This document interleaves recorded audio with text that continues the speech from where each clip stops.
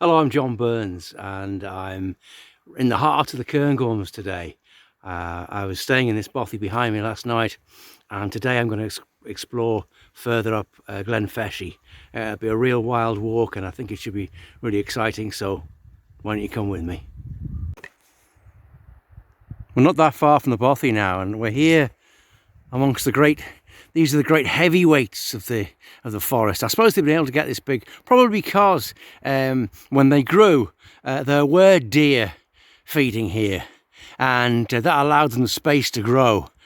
But they're incredible old trees. This is the remnants of the old Caledonian forest, and I don't know how old they are, but some are probably several hundred years old perhaps, I don't know. Magnificent trees. I think decay is fascinating. Look at that tree where it's splintered and died after, I don't know, maybe thousands of storms, and it's just finally succumbed and crashed down, and now it's home to insects and all kinds of life that feed the birds, and it's going back into the earth, becoming part of the cycle again.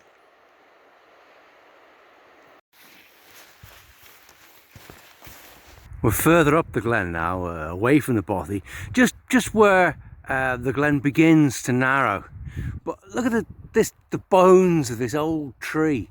There's just bits and pieces of it left. It's almost, it's incredible it's still here really.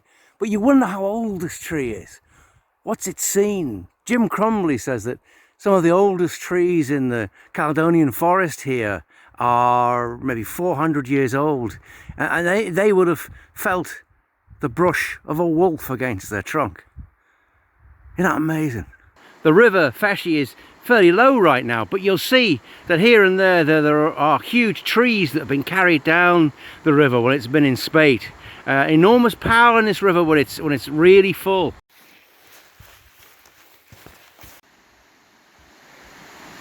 It's an amazing view here. This is where the glen divides. It splits into two, and we're going to follow up the Feshie itself, up towards the heart of the Feshie, I guess. And below you'll be able to see the river running below us. It's fairly low right now, but you'll see that here and there are huge trees that have been carried down the river when it's been in spate. Enormous power in this river when it's really full.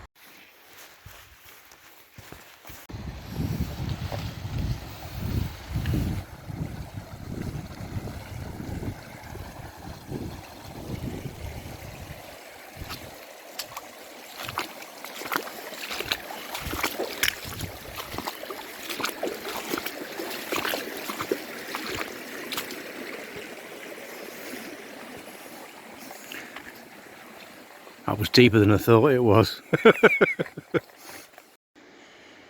Looking further back down the glen now, and you can see the snows on the top of the hills, just like a sugar coating just up there.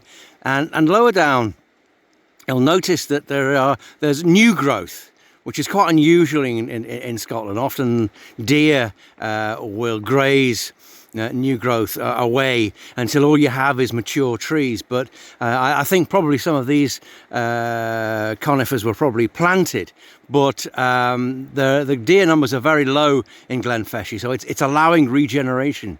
You can see mature trees further down, and the younger trees that will come up and replace them when their days are done.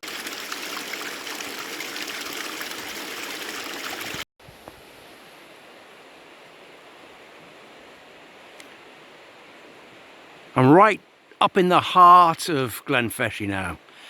It's like nowhere I've ever seen before. It feels as though, it almost feels as though that the forest is trying to close in on me. It's so dense and forceful, and there's the great thing about this place that I think is really different from anywhere else I've been. There's a sort of sense of wildness I've not seen before. You can see how dense it is, and if you look up, above us there are still the old Scots pine. There's still the old Scots pine, but beyond them, right high above us, are the crags. Here there's a wide variety of trees and wildlife. It's got a sense of wildness I've just never experienced before. It's a fantastic place. And it's like, do you know, it's like I just can't stop looking. So that's our journey up Glen Feshie. What an incredible place. I'm going to come back here. I'd love to see this place in maybe every year, but in 20 years, what will it be like? How wild will it be? This is how Scotland could be. Well, that's been my walk up Glen Feshie. I've really enjoyed it, and I hope you've enjoyed it too. If you like what I've been doing and you can't wait for Wild Winter, I have 3 other books out that you might also enjoy. I've got The Last Hill Walker, Bothy Tales, of course, and my novel about wildlife in the Highlands, Skydance. Thanks very much for coming. Do come again.